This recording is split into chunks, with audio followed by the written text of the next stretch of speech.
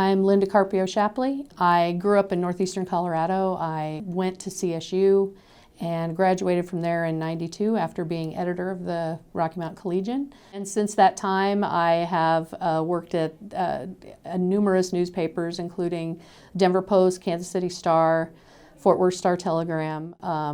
I left the Post after about 20 years, did some marketing, then realized that was crazy. I needed to be in journalism, so I went back and was editor of Colorado Politics, and then also have moved to the business side, and I'm now publisher of Colorado Community Media. One of the things that's really important about Colorado Community Media is that, there's everybody, when they think about journalism, they think about capital J journalism. They think about the New York Times, the Washington Post, all these big news organizations. But what I definitely know by working in a community, with community newsrooms and community newspapers, is the fact that that's little j journalism, but that leads to capital D democracy. And so that is a huge part of where I recognize that I have the most opportunity to help people understand their world and be able to navigate it in a really important way. So there are people who are just trying to survive, and that where they're going to get those tips in terms of being able to survive,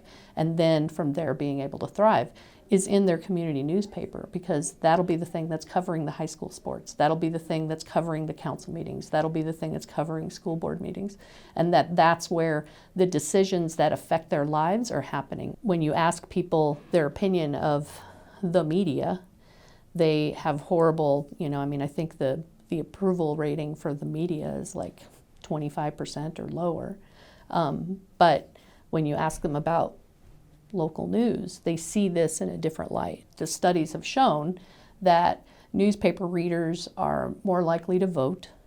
Newspaper readers are more likely to be engaged in city council, school board meetings. They're more likely to be the source of information for other people. So we went to Washington in order to talk to our various congressional leaders, and of course talking about the value of journalism and local journalism and what it does, and also just kind of filling them in on the crisis that local journalism is under right now. I think that what really helps democracy is an informed public, and I think that we provide journalists, and journalism in particular, and does its best to help be that conduit for information.